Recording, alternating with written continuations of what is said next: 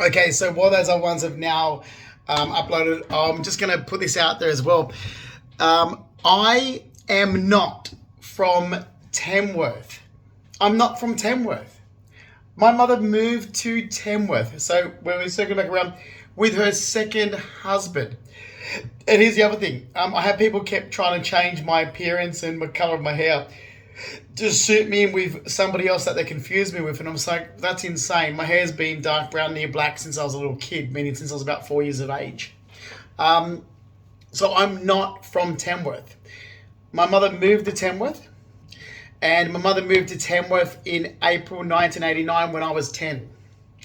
I moved back. So when she moved there, here's the thing. Whatever scam, so there's a scam, there's obviously a very highlighted scam going on with what they've tried to do, with what my mum's trying to do. You're going to find out that this has something to do with milking disability, so disability workers, organisations or something. But it's not true. So, not from Tamworth. I wouldn't even affiliate with people in that area. When my mother moved, I couldn't stand it. And she moved there, as I said, that suited her second husband. So her second husband's my stepfather, Mark Rackley. My father's her first husband, Mark Fleming. We've still going around in circles for 9 years. And we're going around in circles because police are stupid idiots, basically. They are. In 2008, after I was mugged, police changed my name. And actually they did. Got record of this. They put also known as Rackley. I was like, I've never been known as Rackley.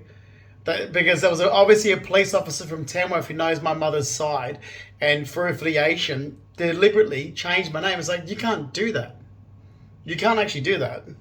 I've never been known as my mother's second husband's, last name, ever.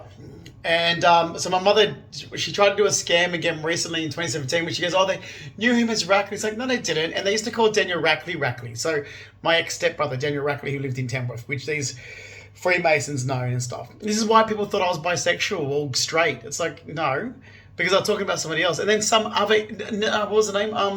Nicolette Jones, that fucking loser, who knows mum's nephew, Shane Childs. Actually, Nicolette Jones knows Shane Childs, Daniel Rackley, and Mark Rackley because they used to hang out at her neighbour's place. They're fucking losers. So yeah, like they forget. So anyway, mum moved there in April 1989. Now I barely know the place. I wasn't going to entertain my mother's bullshit of running away. We didn't have any family from there. Whatever my mum wants to make up, she knew nobody. Okay, she knew nobody when she moved there. She had no friends, no family there.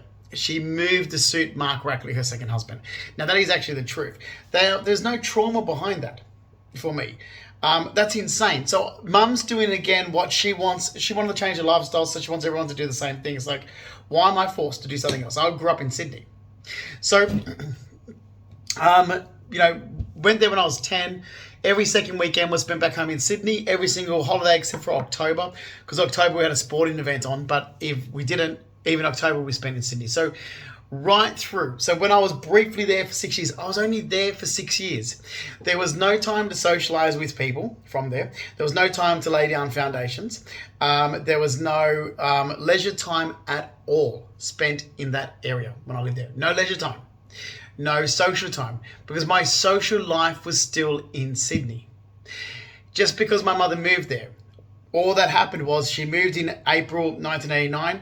We went to school. We went back to Sydney after school. We went to school, back to Sydney. There's no sports on this weekend. We'll go back home to Sydney. There's nothing on this weekend. We'll go back home to Sydney.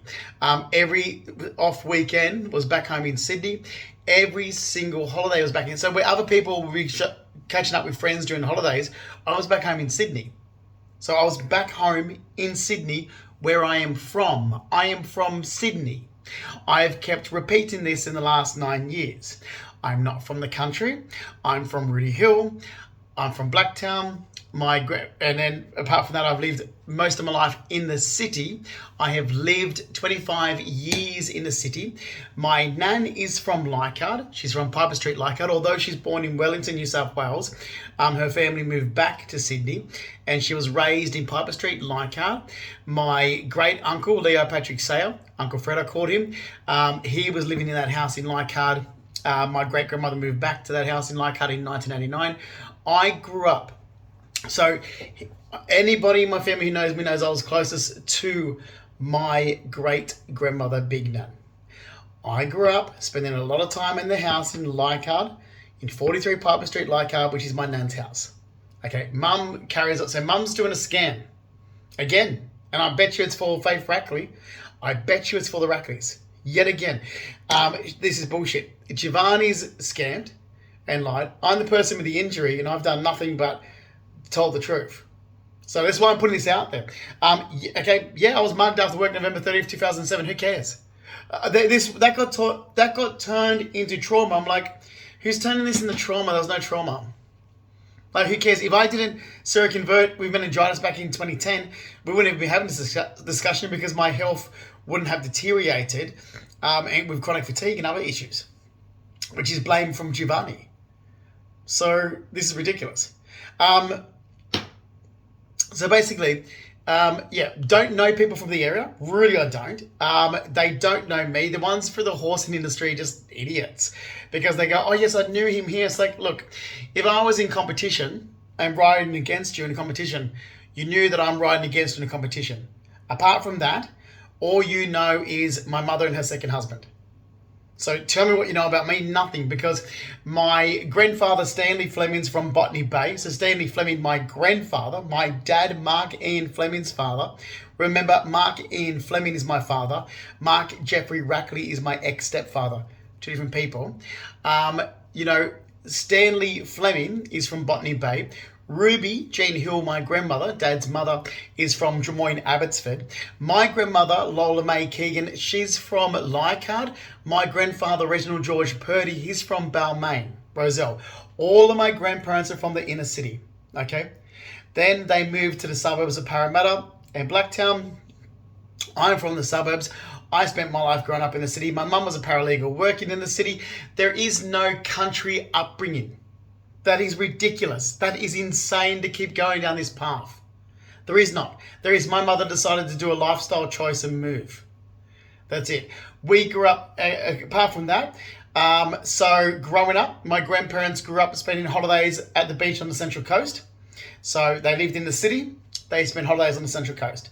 When they grew up and raised their family, both my sets of grandparents, the Flemings and the Purdys, their children grew up spending holidays on the Central Coast. I've got a photo of Dad, Mark Fleming, and Auntie Linda as kids at Ettalong Beach. Then when they had kids, for example, Amanda and myself, there's a photo of Amanda, because I was a blonde baby, yes, but that was baby hair. That's like I keep telling people, I say, yeah, that's baby hair. That's toddler hair. You grow up. That's my baby toddler hair. You look at photos of this blonde little baby, it's like, yeah, baby hair. Toddler hair. There's a photo of Amanda and myself sitting next to the Ettalong marina there, Anderson's boat shed, because we always had the holiday house there at Ettalong Beach.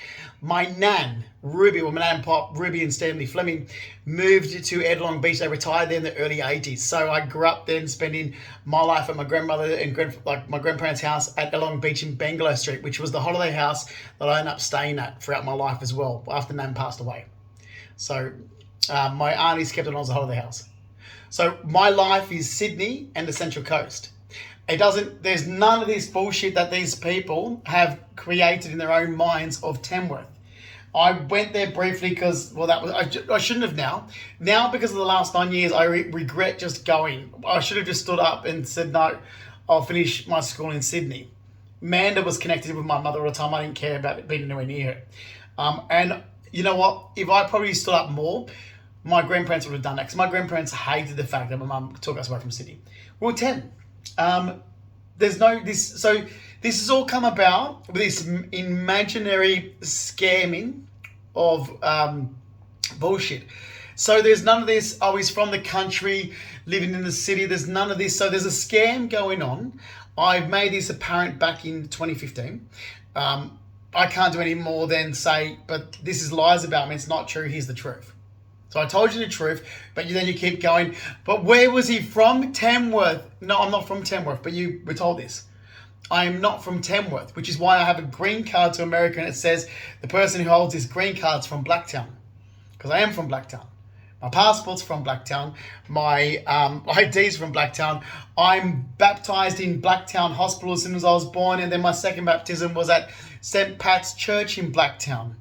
My first Holy Communion and reconciliation was made at St. Aidan's in Rooty Hill, because that's where I am from. Apart from that, it is the inner city, and then apart from that, I've lived my life in the city. Spending time on the Central Coast, even living on the Central Coast, and my dad's at Empire Bay. The least amount of time I've ever spent in my entire life was Tamworth, and I'm not going to keep correcting people. I'm putting this post out on social media and YouTube for the simple fact that it has been made public. So when things go in front of a magistrate and these organisations try to turn around and pin things on me like what has been done in the last 9 years, saying that I deceived them, it's public record that I didn't deceive anybody. You were told by me the truth. You chose to not believe me. And that's the truth. The same with Mind Dog. The same with Matt O'Rourke from the Reach Out organisation, Denny O'Curran from ACON, Bobby Goldsmith and so forth, and other organisations that got involved with the spreading of false information, where there was even organisations that thought I was some people even thought there was some molesting or something going on with schools there, I was told. And they were so concerned. Oh, it must have happened to Justin. I'm like, what? Nothing happened to me. I've got a big loud mouth. If something happened to me, I'll talk. So again, is there another scam? And is my mum involved in this scam? Because I'll tell you now, my mum does these scams. And you might want to realise that this is why I don't believe Amanda. Because Amanda, the difference between us is Amanda and myself have had two completely different lives. Amanda was stuck under my mother's bubble that she created for her, and then she created her own bubble and basically mimicked my mother's life. So I don't believe her, Amanda. I honestly don't. And for good reason. I've just been lied about for 9 years. And I've been gaslighted because the facts are the facts and there's the documents. I only ever lived outside of Sydney for 6 years. I did travel around a bit after that, but I've made it perfectly clear, and there's the timeline. I've just watched Amanda behave like our mother and our mother's sisters with her nature. It's like, but hang on, there's information that's, instead of standing up and being honest, and I thought, well, this is almost going back to the 90s. You were very dishonest then, Amanda. A good example of that is I started high school, and yet again, they've gone off my mother's new married name, and in the first day at school, homeroom, Mr. Robinson called out my name incorrectly and said, no, my last name's Fleming. And he looked at it and I said, they've probably just gone off mum's name because mum remarried. And he said, well, go up to reception. They should have your birth certificate on file. Go off your birth certificate. So I went up to reception and said, no, all the documents need to be changed to Fleming. Rackley is my mother's new married name. Fleming is, I'm her first, from her first marriage, I'm Fleming. And it was done. So I went to Amanda and told her to do the same thing. She didn't. But not only did she not do that, so dishonest. She stood there when people were calling her by the wrong last name, and she stood there and she didn't correct it. So I look at my twin sister and I just think, okay, you're a very dishonest person.